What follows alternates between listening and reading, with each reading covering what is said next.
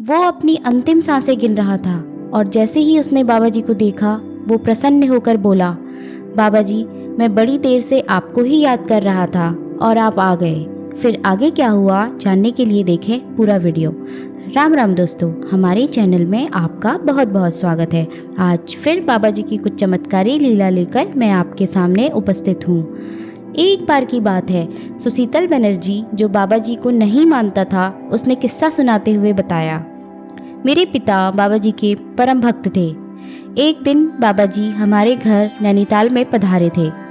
बाबा जी एकाएक जोर जोर से सिसकियाँ लेने लगे और कंबल के अंदर अपना मुंह छुपा लिया, मानो वो रो रहे हों।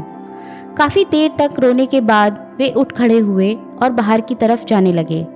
तभी पिताजी ने कहा बाबा जी से रुकने के लिए, पर बाबा जी नहीं रुके और बाहर की तरफ चले गए। तब सुशीतल के मन में जिज्ञासा हुई जानने की कि आखिर बाबा जी रो क्यों रहे थे, तो वो भी उनके पीछे पीछे बाहर को चल दिया। बाबा जी पैदल रास्ते से कैला खान होते हुए सैनिटोरियम नामक स्थान में पहुंच गए, जहां पर टीबी का इलाज होता था, और बड़ी तेजी से एक कमरे में घुस गए और वहां जाकर देखा तो पाया कि एक मरीज अपनी अंतिम सांसें गिन रहा था।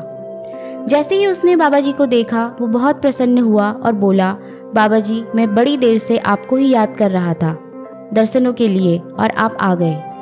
रुकती सांसों से इतना कहते ही उसने बाबा जी के सामने ही अपने प्राण त्याग दिए और ये सब देखकर सुशीतल की आंखों से आंसू टप टप टप बहने लगे। उसने मन ही मन आभास किया कि बाबा जी कितने दयालु हैं कि भक्त की पुकार सुनते ही वे दौड़े चले आते हैं, और तब से वो बाबा जी का भक्त बन गया। तो दोस्तों, ऐसी लीलाएं थी नीम करौली बाबा जी की, और वो भी सब सत्य पर आधारित। पर हो सकता है आज के मानव को ये सब काल्पनिक लगे, पर कहते हैं जो भी सच्ची आस्था से बाबा जी को मानता है, उनका ध्यान करता है, वो खुद ब खुद उनके चमत्कारों को अनुभव कर पाता है। तो अगर आप भी बाबा जी के चमत्कारों को अनुभव करना चाहते हैं तो पहले उन्हें मानना जरूरी है। आशा करती हूँ बाबा जी की लीलाओं का ये भाग आपको बहुत अच्छा लगा होगा। ऐसे ही और वीडियोस देखने के लिए चैनल को लाइक व सब्सक्राइब करें, ताकि आपको सबसे पहले हमारे वीडियोस के नोटिफिकेशन मिल सके। धन्यवाद।